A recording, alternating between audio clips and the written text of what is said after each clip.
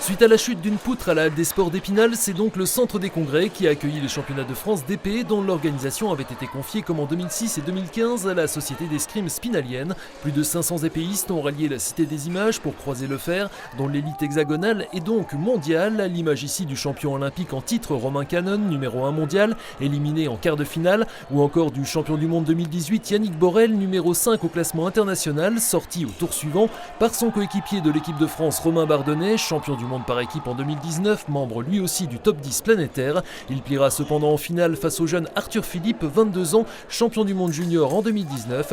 Preuve, vous l'aurez compris, de l'excellence de l'épée française. Tout cela sur les coups de 22 heures, la compétition ayant pris beaucoup de retard.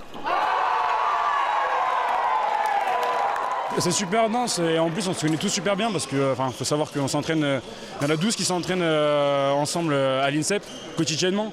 Donc ça fait quand même des sacrés matchs de tableau quoi. Là je sais pas quelle heure il est mais il doit être genre 22h, un truc comme ça. Je pense que c'est la première fois qu'on a fini une compétition aussi tard.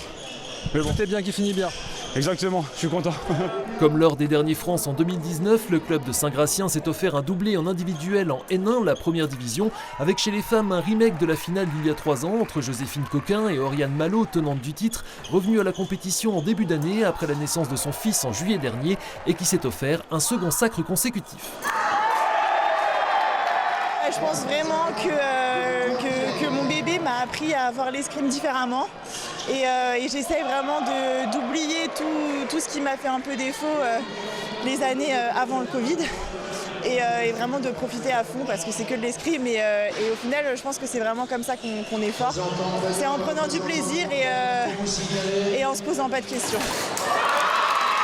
Côté spinalien, la sensation est venue de la plus jeune des 7 épéistes de la SES, Eléa Jouve, qui aura 18 ans fin juin et dispute là sa première année chez les seniors. Après avoir remporté son premier match en mort subite, la jeune femme est montée en gamme pour décrocher le titre de championne de France de National 2.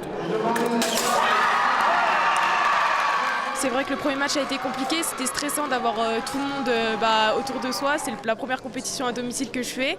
Et puis après, la compète, elle a été lancée et puis le résultat est là et championne de France, ça fait vraiment plaisir quoi.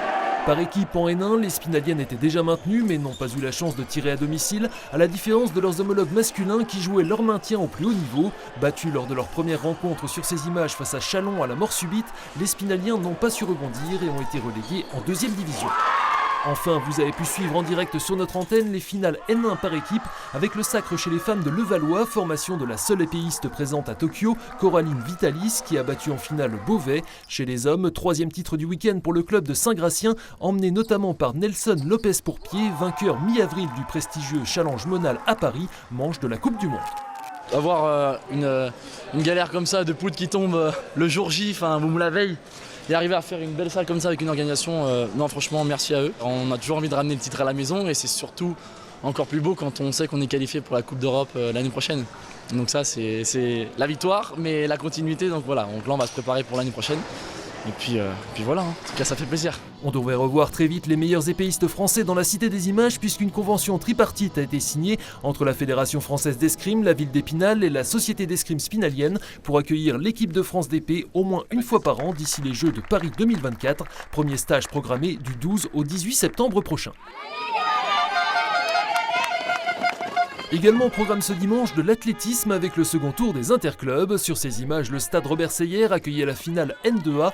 Déjà assurés du maintien, les sociétaires de l'ES Taon, en maillot bleu à domicile, ont amélioré leur score du premier tour mais ont dû laisser la première place à l'équipe de Troyes. En lice à Sarreguemines, l'Athlé Vosges Entente Club a pour sa part survolé les débats avec un total de 55 593 points qui lui a permis de terminer 2e de sa division et de faire son retour en National 1A, soit l'antichambre de l'élite. À noter également le maintien du COHM, le comité olympique de la Haute-Moselotte, en N2B.